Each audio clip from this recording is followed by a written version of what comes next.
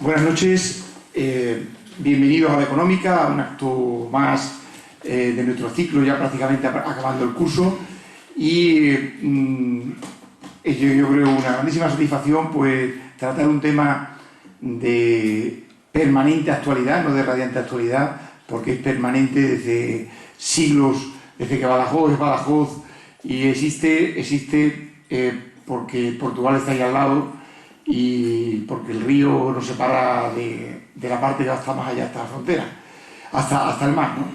Y un tema, yo creo, permanente es cómo nos relacionamos tanto con Portugal como con la ciudad más cercana, Elvas. Hace ya años que puso este tema sobre la mesa Manuel Martín Lobo, que yo creo que todos lo conocemos.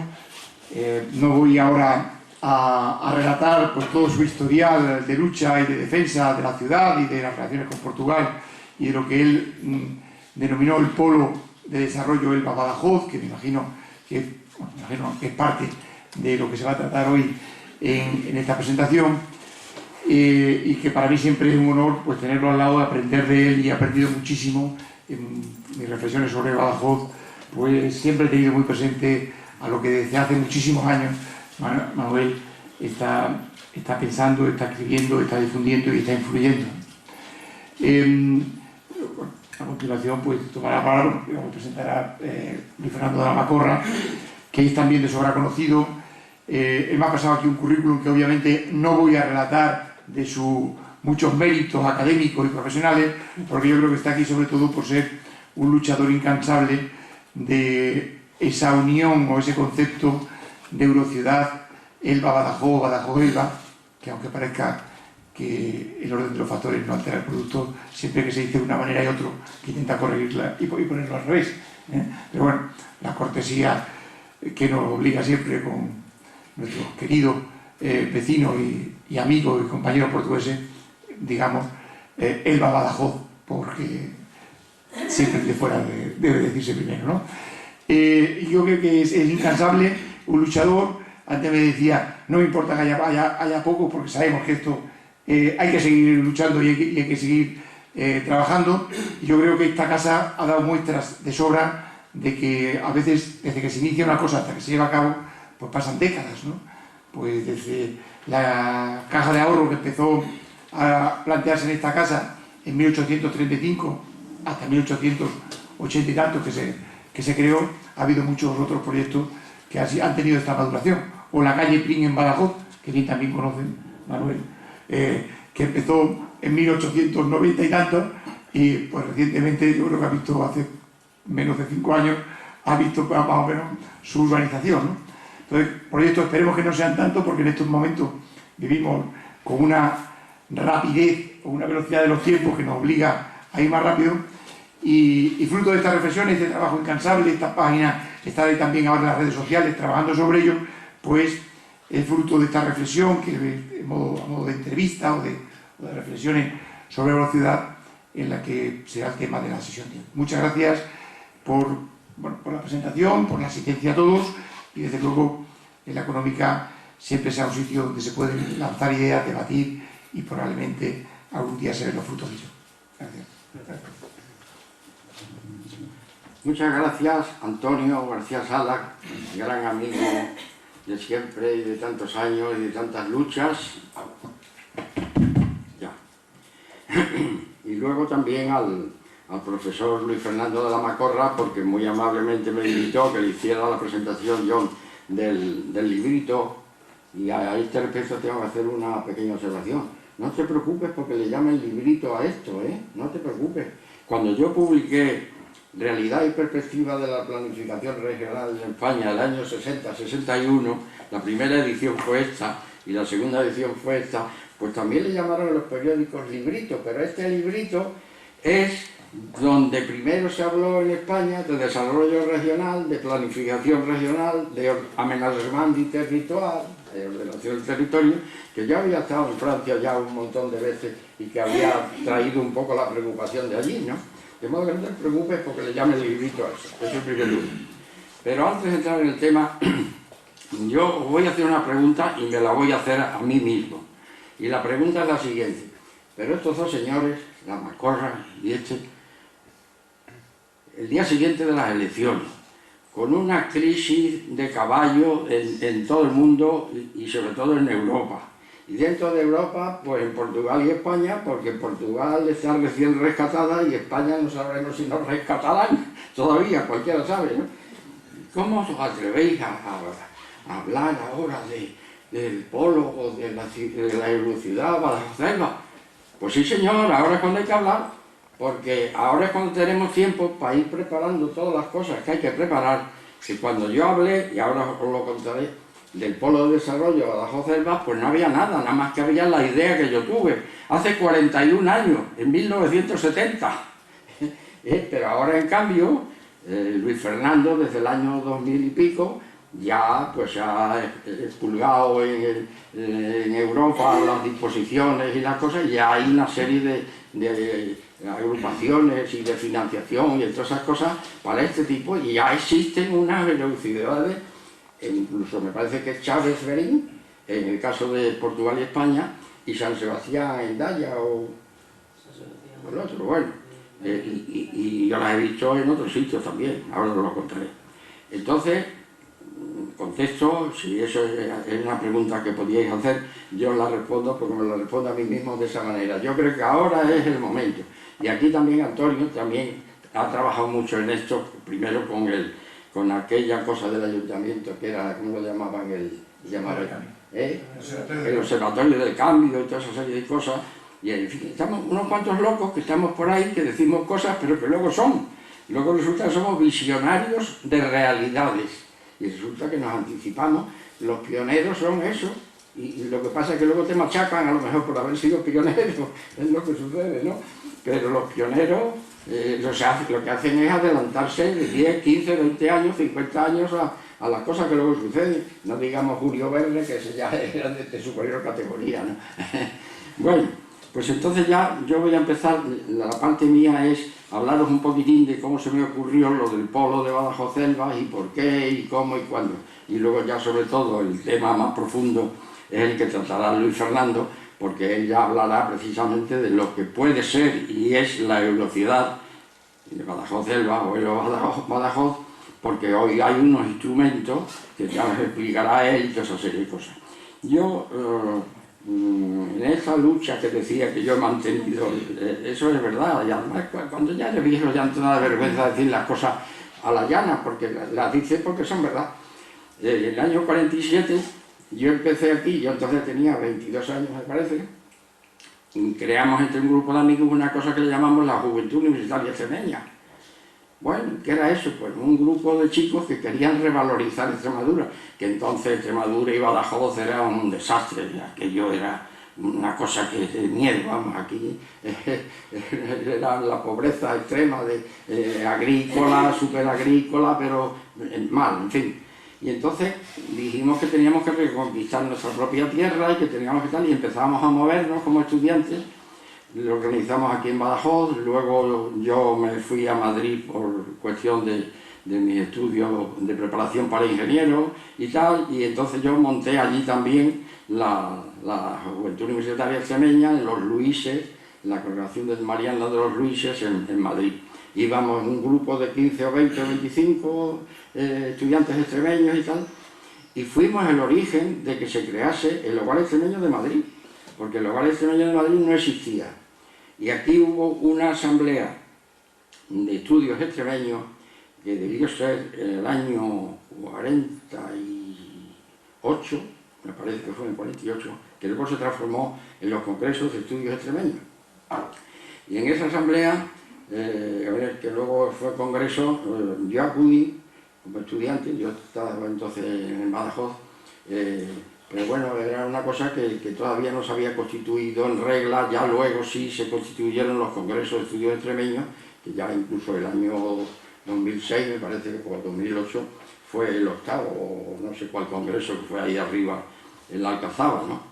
En el cubo famoso. Bueno, pues el hecho es que yo empecé con esa historia de joven y empecé a preocuparme por Extremadura y a agrupar a los extremeños. Creamos centros en Deusto, que estaba el marqués de la Encomienda, que murió hace poco, estudiaba en Deusto con los jesuitas, en Cádiz, en Sevilla, en Salamanca teníamos un gran centro porque había muchos estudiantes extremeños que estudiaban en Salamanca Derecho y Medicina. Y entonces, bueno, pues fue un movimiento que durante 5 o 6 años funcionó bastante, movimos mucho porque además yo cuando antes le decía a alguno que el periódico Hoy de Badajoz ya casi no me publica mis artículos.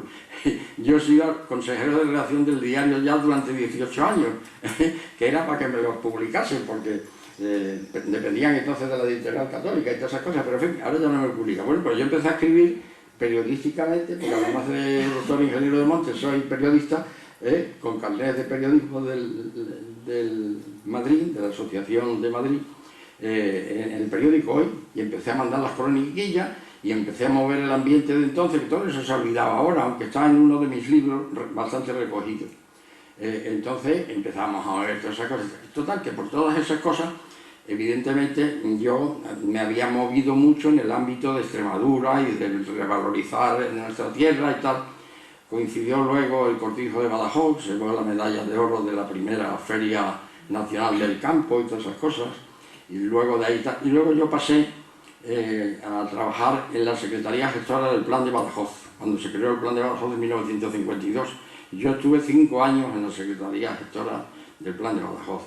Y claro, el otro día me carcajeaba cuando leía una entrevista de un digno profesor de Cáceres, don Marcelino Cardallaguet, que decía: Franco en Extremadura no hizo absolutamente nada. Hombre, si hubiera dicho hizo poco o no hizo todo lo que debía, bueno, pero no hizo absolutamente nada. Oiga, y usted, y las presas esas que están ahí, ¿quién las hizo? Oiga, y los regadíos esos, ¿quién los hizo? Oiga, y los pueblos nuevos esos, ¿quién los hizo? Oiga, y los colonos que instalaron, ¿quién los hizo?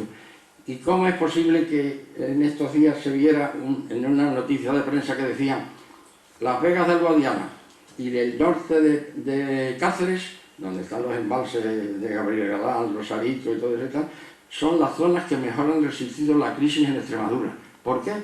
Por los regadíos de don Francisco Franco. ¿Qué remedio? Aunque no os guste, si esa es la historia. ¿Y la historia es verdad o es mentira? ¿Es verdad? Pues es verdad. Bueno, entonces ya con toda esa historia llego a que me seguí preocupando de todas las cosas de Extremadura. Fui fundador del Hogar Extremeño de Madrid en el año 50-51, y luego ya trabajé en el Plan de Badajoz y claro, todo eso ya me hizo que escribiese multitud de cosas y tal. Y entonces, en el año 1970, en el periódico Ya de Madrid, entonces era un gran periódico, hoy día está desaparecido, y yo era consejero de redacción del diario Ya durante 18 años, desde el 63 hasta el 80 y tanto. Bueno, pues en ese periódico yo publicaba artículos, pues, además estaba en el consejo de redacción y no solo publicaba los editoriales sin firma, claro, sino luego artículos de colaboración. Y publiqué uno que se titulaba más o menos, si no recuerdo mal, Un polo de desarrollo hispano-portugués, Badajoz-Elvas, el 8º polo de desarrollo. ¿Por qué decía yo lo del 8º polo de desarrollo? Porque es que yo trabajaba en la ponencia de desarrollo regional que se llamó luego de la Comisaría del Plan de Desarrollo, porque yo publiqué este librito y el prólogo me lo hizo don Laureano López Rodó, que entonces era secretario general técnico de la presidencia, no era todavía el comisario del plan, pero luego se incorporó ya como comisario y todo eso, y entonces él me hizo el prólogo de ese libro. Y entonces con todas esas cosas, pues yo sabía lo que había por el mundo de toda esta serie de cosas. Y entonces, como la Comisaría del Plan había establecido solamente 7 polos de desarrollo para España, unos que eran polos de desarrollo y otros que se llamaban polos de promoción, Huelva, Valladolid, La Coruña, Vigo, tal, pues yo, y muchos dijimos, hombre, ¿por qué no ponen un polo de Badajoz, un polo de desarrollo en Badajoz? Y enseguida dijeron, no, vosotros ya tenéis el plan de Badajoz, de modo que ya está bien, no pidáis más, ya está bien, ¿no? Y entonces yo digo, pues bueno, forma de evadir eso, el octavo polo, como eran solamente 7, digo, un polo de desarrollo hispano-portugués, con lo cual podíamos, y lo ubicaba en Badajoz del Valle. ¿Qué había visto yo por el extranjero desde mi visita y mis viajes desde el año 62 a Francia? He estado innumerables veces en los congresos de economías regionales. Ahora hace 3 meses o una cosa así recibí un diploma que me envió el Consejo Nacional de Economía Regional por haber asistido a 10 o 12 congresos, que os envié una copia a vosotros y el secretario la tendrá por ahí guardada. Entonces, un reconocimiento de que yo había asistido a todos esos congresos. Yo seguí el movimiento del développement regional, como lo llaman los franceses, directamente. Yo tuve entrevistas con el comisario del plan francés, Pierre Massé, y con el subcomisario Bergeot, y en fin, con los otros y tal, y me empapé muy bien de lo que eran los planes de desarrollo franceses, de la planificación indicativa, aquella que llamaban los franceses.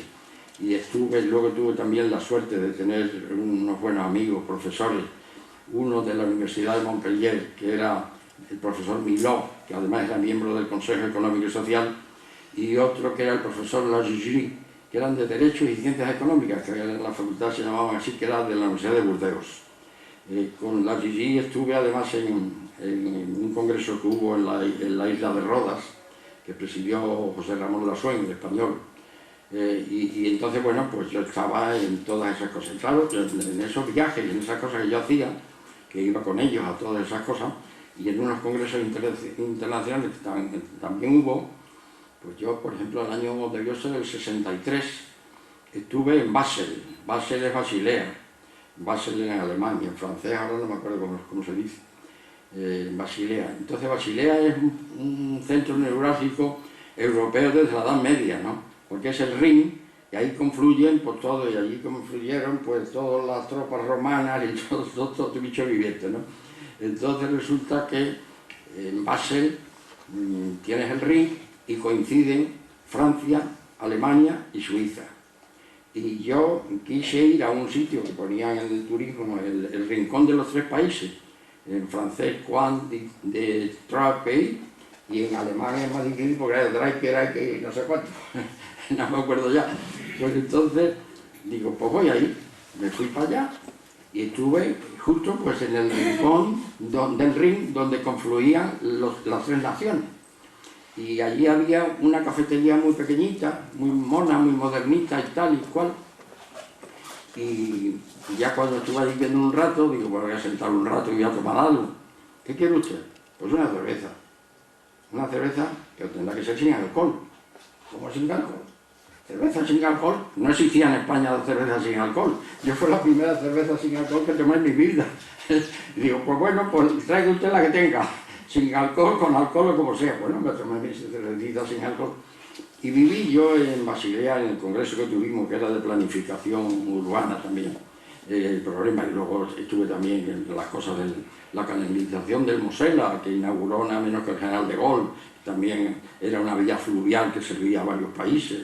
Y estuve en toda la zona del Sarre, que había allí también precisamente, tanto por parte francesa como por parte alemana, pues unos intercambios y una cosa de trabajadores y todo lo que luego hemos sufrido nosotros, todo eso lo vi yo en los años 60, ¿no? Entonces, claro, por esas cosas, en el año 70, es cuando a mí se me ocurrió decir, oye, pues ¿por qué no creamos un polo de desarrollo hispano-portugués en esto, ¿no? Bien, pues entonces resulta que ¿cómo concebía yo el polo? Pues el polo, como yo conocía la teoría del profesor francés François Perroux, que era la teoría de los polos de crecimiento que llamaba, que luego la Comisaría del Plan aplicó eso a los polos de desarrollo, pero de cierta manera, ¿no? Porque los polos de desarrollo requerían, según Perroux, efectivamente eran unos puntos de atracción donde se concentraban las industrias y las cosas por economía de aglomeración y economía de escala y todas esas cosas y tal, pero que, aparte de eso, exigían luego unos ejes de desarrollo que lo que se creaba en ese polo de desarrollo se expandiera luego al resto de la región, ¿no? Y bueno, pues con todas esas cosas, yo llegué a publicar un artículo en el Hoy de Badajoz, dedicado a 6 columnas o no sé cuánto. El polo de desarrollo Badajoz-Elba es posible y necesario. Lo tengo aquí, precisamente. Y entonces yo recordaba cómo el 12 de junio de 1970, firmado por tanto el tercer protocolo adicional del Pacto Ibérico, se escribió un artículo en Ya sobre eso y tal. Pero bueno, lo importante es lo que luego ya decía, hablaba del desarrollo de las regiones limítrofes, lo que entonces se conocía, porque ahora está mucho más desarrollado, pero en aquellos tiempos había habido unos coloquios franco-belgas sobre el desarrollo de regiones fronterizas. Ahora había un profesor, Luis Davin, que era el que llevaba uno de los trabajos importantes que hicieron y tal, ¿no? Y bueno, pero luego yo estudié ya los precedentes internacionales, pues he hablado de eso de Basilea, la Regio Basiliensis, la región de Renania-Palatinado, y claro, pues yo ya incluso decía algunas cosas aprendidas de esa experiencia y de todo lo que yo había leído, de eso que yo me traía del Presse Universitaire de France, que era entonces la editorial fenomenal de París, el Boulevard Saint-Germain y por ahí, el Boulevard Saint-Michel. Yo estuve allí primero un mes y luego 2 meses. Pues las cosas que salían, las últimas cosas que salían sobre estos temas en eso, y además iba a la comisaría del plan y me daban también folletos y me daban cosas y todo me lo traía. Todo está aquí en la económica ahora. Y entonces yo decía aquí al final de ese artículo, si aplicamos esta consideración a las regiones fronterizas hispano-portuguesas, está claro que al tratarse de una zona fundamentalmente agraria, habrá que tener en cuenta ese carácter en cualquier planificación que se haga. Ese carácter típicamente agrario, sin perjuicio de otros recursos a considerar como los mineros, por ejemplo, hace también que sea necesario un impacto industrial fuerte que ayude a organizar todo ese territorio. Esto lo decía en 1970, ya lo he visto desde entonces y está todo superado, ¿no? Hace falta, pues, naturalmente, industrias agrarias que no exigen precisamente una localización concentrada en un polo, sino justamente diversificada, adaptada a los recursos agrarios de la zona, pero ello no impide que se deba hacer una concentración de determinadas industrias en un polo de desarrollo, como el por nosotros sugerido de Badajoz-Elba, que ejerza unas especiales funciones impulsoras de todo el territorio circundante, del que se debe hacer al mismo tiempo la adecuada ordenación. Pero tal empresa requiere también el establecimiento de ejes de desarrollo adecuados que faciliten el intercambio con los polos y cabeceras próximos. Se trata, en definitiva, de rellenar adecuadamente con el establecimiento de unas fuerzas impulsoras un espacio interior hoy día prácticamente y económicamente vacío. Habrá que tener muy en cuenta que serán más convenientes que los ejes de desarrollo paralelos a la frontera, los cuales por otras razones pueden y deben existir, razones militares, por razones de este tipo, ¿no? También aquellos ejes de desarrollo que ayuden a agrapar y a coser, por así decirlo, la sutura de una frontera para que de ahora en adelante una más que separe. De aquí que por todo lo expuesto consideremos que las reuniones de estudio ya iniciadas del Comité para el Desarrollo del Suroeste de la Península Ibérica, con la participación activa del Consejo Económico y Sindical Interprovincial de Extremadura y Huelva y restantes, dentro del CEROA, que era otra cosa del Consejo Atlántico y tal, y del Consejo Internacional de Economías Regionales, al que me he referido anteriormente, nos parece el elemento incitador adecuado que en reuniones a celebrar en los primeros días de junio próximo, 70, en Coimbra, Lisboa y Setúbal, podrá dar nuevos pasos hacia un desarrollo auténtico de las regiones fronterizas de Portugal y España que ambos países desean y necesitan. En fin, esto es un poco lo que yo planteé por aquel entonces. Volví a la carga en algunas otras ocasiones, en algunos otros artículos, reiterando o modernizando algunas cosas, pero prácticamente de aquello pues no llegó a hacerse nada, se quedó en una idea y tal, pero las ideas más tarde, más temprano, cuando son buenas, pues fructifican como la buena semilla. Y la semilla esta de este polo de desarrollo hispano-portugués de Badajoz-Elba parece que va a dar como fruto la Eurociudad Elba-Badajoz de Luis Fernando de la Macorra al que le cedo la palabra.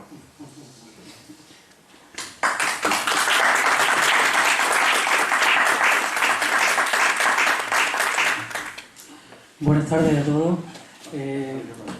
Muchas gracias por la invitación que nos cursa la económica y que nos permite utilizar el foro de esta vieja casa, aunque hoy no sea mayoritario en la afluencia de personal, pero yo creo que hay actos y momentos que resultan verdaderamente simbólicos, y es muy significativo y muy llamativo que en el día después de unas elecciones, donde parece que se produce un cambio histórico también en Extremadura, comencemos pues con buen pie y con buen orden, pues a seguir insistiendo en un conjunto de ideas que vienen y proceden prácticamente desde el pasado, como nos están revelando aquí con la participación de nuestro querido amigo Manuel Martín Lobo, y como yo voy a tratar o intentar ahondar con posterioridad, pues viendo perfectamente que la idea descarnada y desnuda es prácticamente la misma, procede del planteamiento y de la visión de la organización y del entendimiento de la economía regional,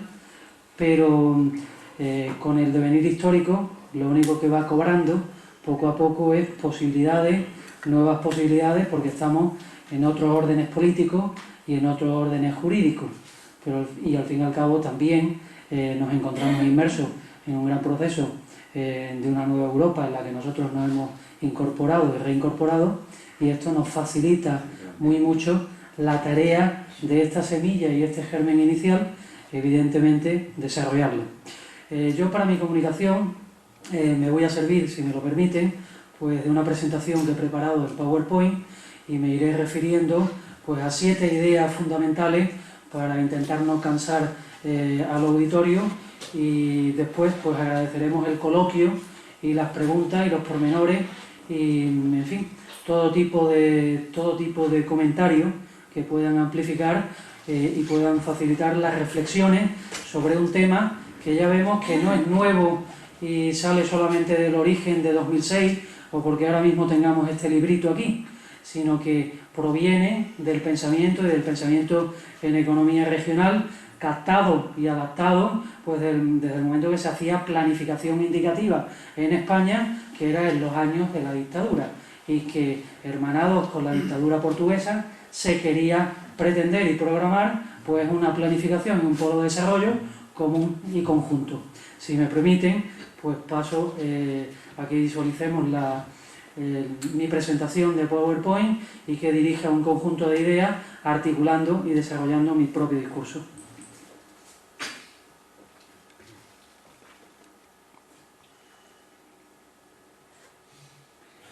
Bien. ¿Estorba ese asiento alguno? Echar un poco para allá.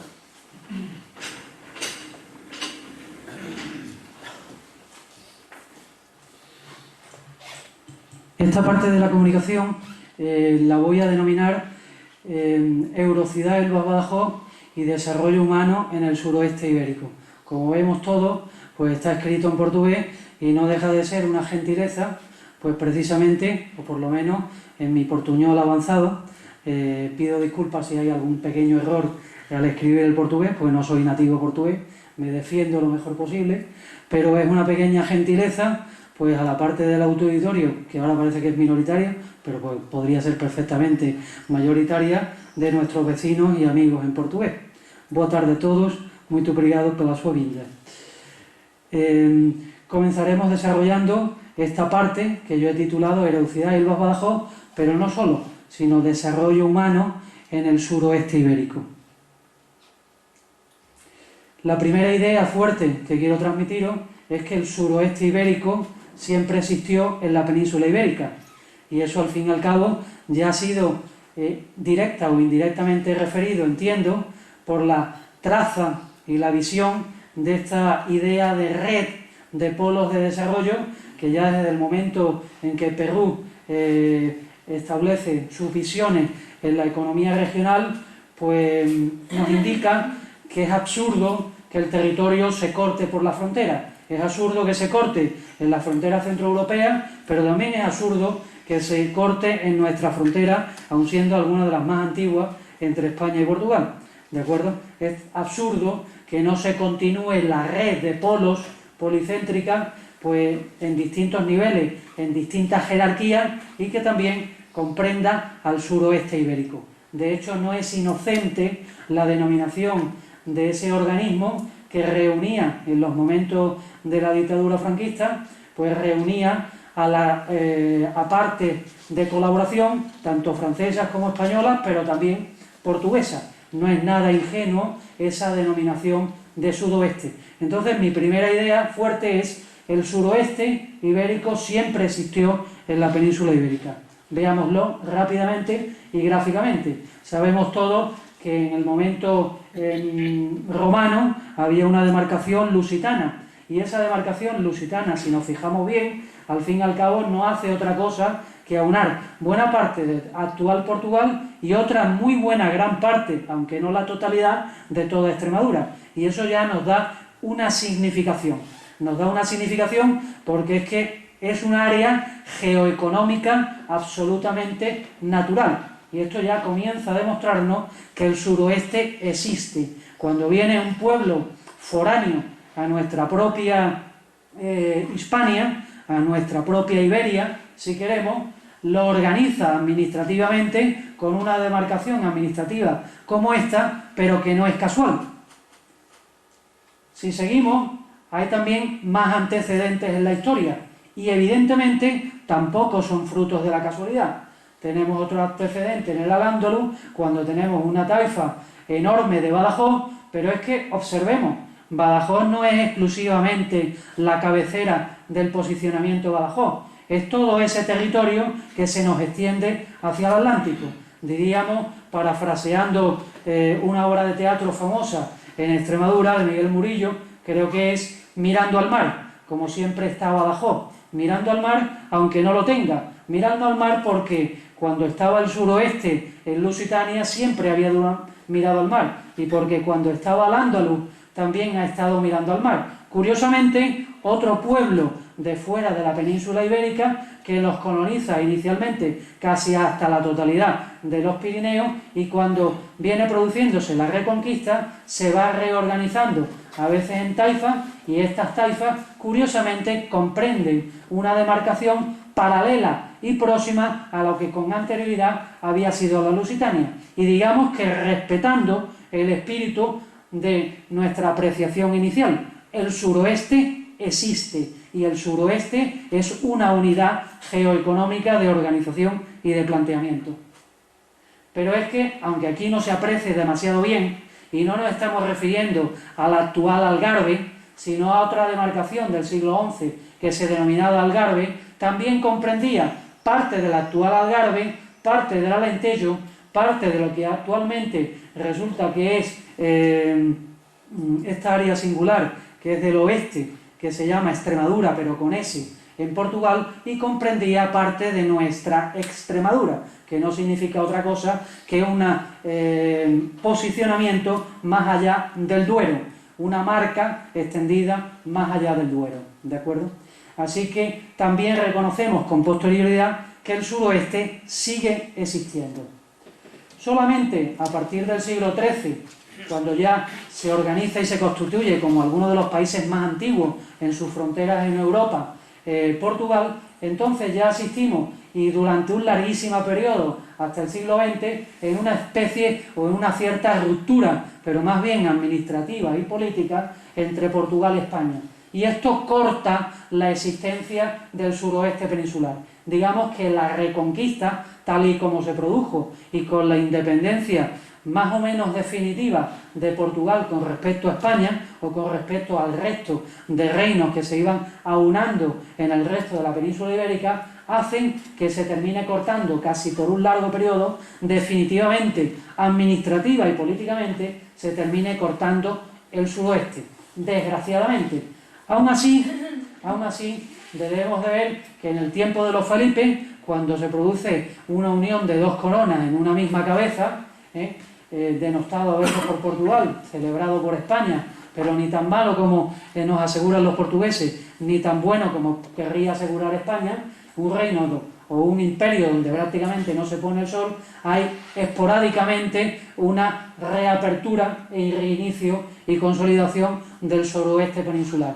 Pero de cualquier manera, aunque administrativa y políticamente a veces o muchas veces estuviera separado, también la historia nos enseña que civilmente y por el contacto, a veces ilegal y a veces legal, de la ciudadanía, a veces por oposición o a veces incluso por maridaje, evidentemente, más allá del pensamiento central de los estados, hay un relacionamiento privilegiado en las áreas de frontera. Y por más que en todos estos siglos, entre el siglo XIII y el siglo XX, parezca acortado en la mayor parte de ellos, salvo este periodo de 60 años de dominación conjunta de la totalidad de la península, observamos que lo que parece que no se interrumpen nunca, ni en el momento de las fronteras más fuertes y con menos permiso para un incremento de la ósmosis, lo que nunca termina totalmente cegado es el contacto ciudadano.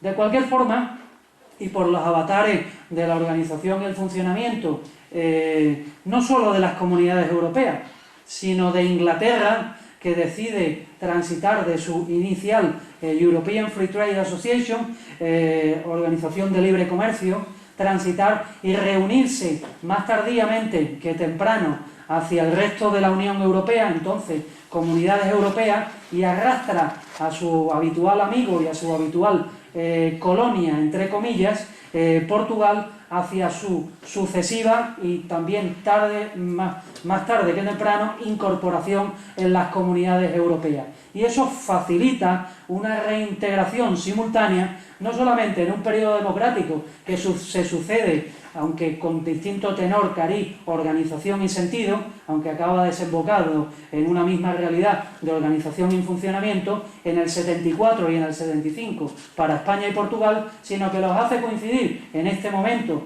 de firma ejemplarizante en 1986, y en ese momento recuperamos en la historia la posibilidad de volver a cobrar el sentido que antonomásicamente y antológicamente había genéricamente tenido el suroeste peninsular.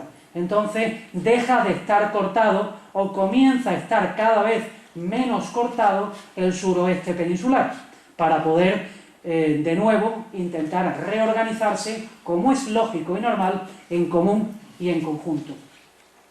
Más tarde, y en la andadura de la Europa comunitaria, se nos reconvierte no solamente ya en comunidades europeas, sino en Unión Europea. Forja el mercado común europeo, genera todas las libertades y, por supuesto, toda la frontera, y la nuestra también, y aquella que involucra a la existencia de todo el suroeste ibérico, facilita precisamente un mayor intercambio y una mayor flexibilidad y funcionamiento en común y en conjunto. Recupera de alguna manera al suroeste ibérico. No digamos nada cuando ya se plantea una unión económica y monetaria, o no digamos más, yo que vine a la ciudad siendo malacitano de origen en 1988, cuando todavía teníamos que pasar por lo menos como el documento nacional de identidad. Con anterioridad había pasado hacia Lisboa desde Málaga y estábamos prácticamente una hora esperando en la frontera para que los pasaportes pudieran funcionar entre España y Portugal. Y resulta que al poco tiempo, hacia el año 93 prácticamente, ya pasamos todos con total libertad. Y hacia el año 1998 se construye, 98-99, una autovía, una infraestructura de alto caudal en términos de circulación de carretera, donde nadie o casi nadie, salvo últimamente y muy anómalamente, te piden la carta verde para poder estar circulando en uno y otro sentido con total facilidad y con total normalidad. No digamos más, aún reconocí yo en los tiempos que vine aquí a la ciudad de Badajoz, hacia el 88, cuando alguien incansablemente en la ciudad y en una de sus calles principales, Juan Carlos I, pedía la posibilidad de cambiar escudos. Pedía la posibilidad de cambiar escudos, algunos precios especiales o no especiales, atendiendo a las circunstancias. Y resulta que teniendo desde 2002, como tenemos todos, una moneda común tal cual es el euro, esto nos facilita aún más, no solamente por intercambio de mercancías, de personas, de capitales, por movimientos laborales, nos facilita aún más la recuperación del suroeste y la existencia, evidentemente, de ese suroeste peninsular y la forja entre España y Portugal, como se produce actualmente, más allá todavía de todo el suroeste, de todo un planteamiento y una organización de lo que es una economía ibérica. Se precipita, digamos que en el ultimísimo periodo y en el año 2009, se precipita en la consolidación y la organización de una denominación institucional que está perfectamente avalada, permitida y proyectada por la Unión Europea, como es la denominada Euroace. No vamos a entrar en demarcaciones historicistas singulares, no vamos a hablar si el Al-Ándalus corresponde más o menos a todo el suroeste, o si corresponde la Lusitania, o si corresponde el Algarve. Lo que sí diremos es que un cierto intento actual de recuperación de todo el suroeste peninsular, de ese del que ya hablaba indirectamente Perrú, o más bien Manuel Martín Lobo, para su reorganización, está hoy en día rescatado y consolidado por parte de la Unión Europea en una institucionalización como es la de Euroace, que forman Alentejo, Centro y la Extremadura española. La hemos consolidado en este siglo XXI, muy recientemente, entre los años 2009 y 2010, y actualmente ya podemos disfrutar de ella.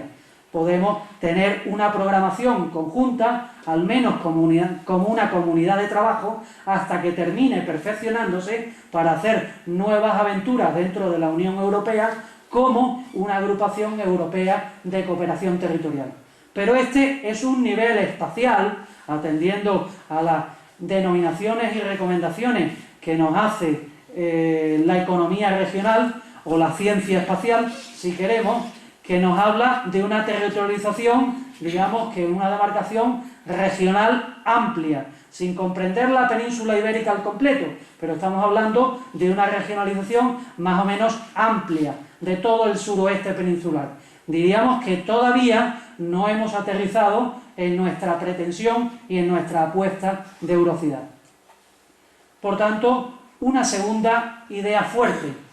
La diagonal continental europea, que existe una diagonal continental europea, en la península ibérica transita por el sureste ibérico, y me parecía oír de los últimos comentarios del artículo de Manuel Martín Lobo que había un planteamiento de ejes, no solamente de polos. Por eso yo me he permitido hablar de redes, y había polos principales y polos secundarios.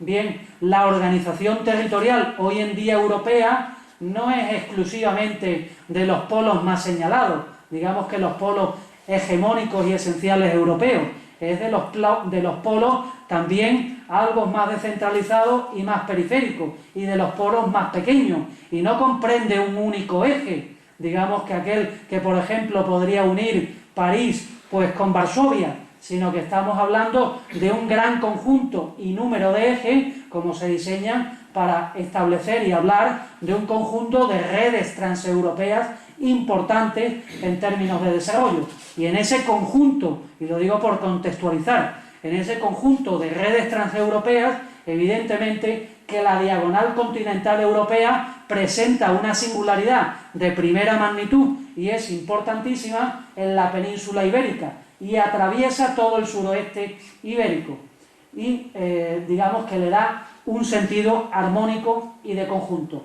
Veámoslo espacialmente, veámoslo gráficamente, simple y llanamente, pues con esa unión imaginaria que ahora trazamos entre lo que sería Milán, Marsella, Barcelona, Madrid y Lisboa.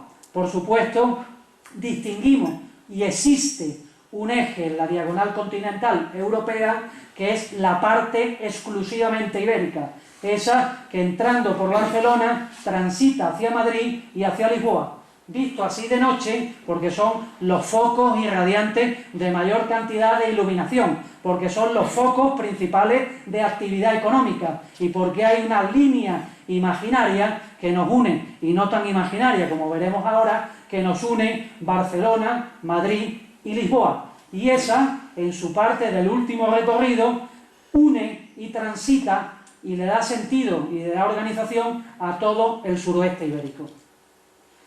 Aquí tenemos el eje Madrid-Lisboa-Barcelona, que es parte de la diagonal continental ibérica y que hoy, como al inicio de nuestra comunicación nos decía Manuel Martín Lobo, resulta que está pues en entredicho, en entrecortado, todavía, cuando resulta que había una planificación del Ministerio de Obras Públicas y Transporte, estudiando este tema, cayó en mis manos, de 1986, cuando estaba don Felipe González y cuando estaba Cavaco Silva, pero entonces no como presidente de la República Portuguesa, sino como primer ministro del gobierno portugués, planteándose por dónde habría de transitar la Unión por AVE.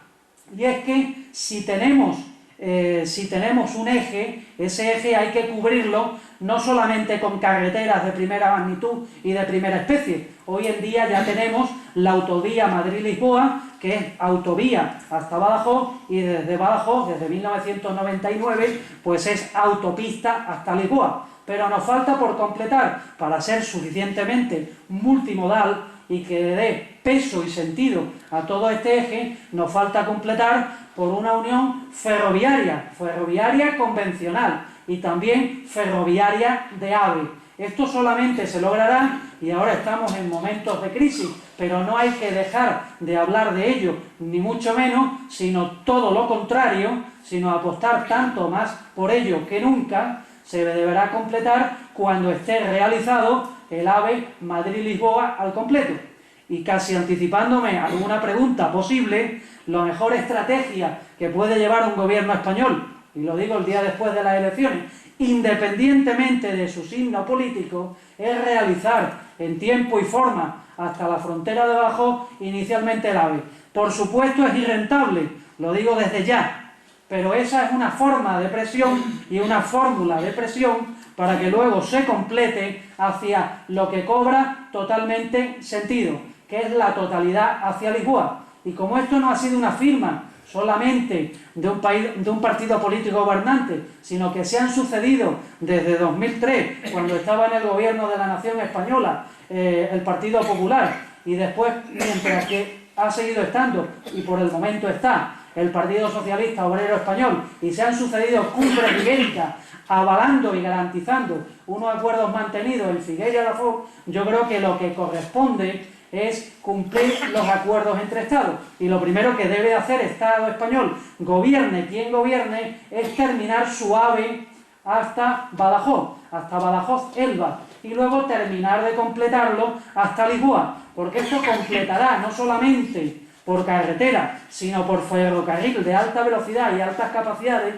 facilitando también el otro ferrocarril convencional, facilitará la unión de la diagonal continental ibérica al completo desde Madrid hasta Lisboa y articulará en un eje esencial a todo lo que es el suroeste ibérico. Tercera idea fuerte, si me permiten.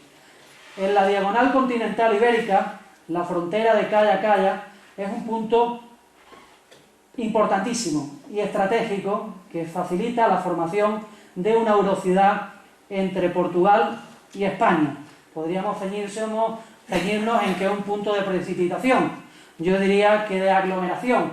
He pintado aquí singularmente, pues, o he dejado aquí escapar una imagen de Alicia, que parece que cuando entra por este túnel del tiempo se desnortea porque pierde el norte, mejor dicho, pierde el sentido de hacia dónde va, pero no pierde el norte lo sigue conservando, porque aunque las cosas sucedan al revés, comienzan a suceder exactamente al revés.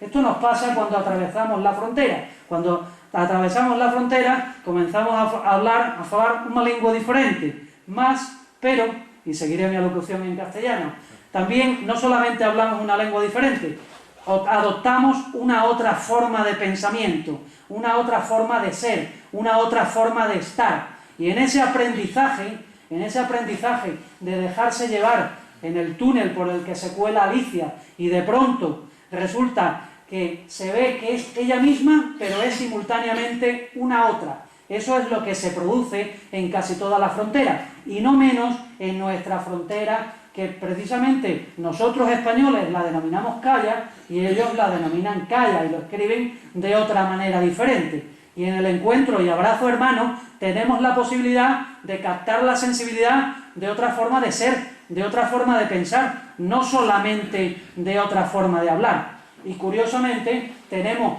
en esta precipitación fronteriza, además socioeconómicamente, una aglomeración suficientemente importante, al menos por la parte de Badajoz, que unida, sin cicatería y sin carencias de generosidades, a la parte elbense, significa un plus sinérgico pues más que proporcional. Digamos que la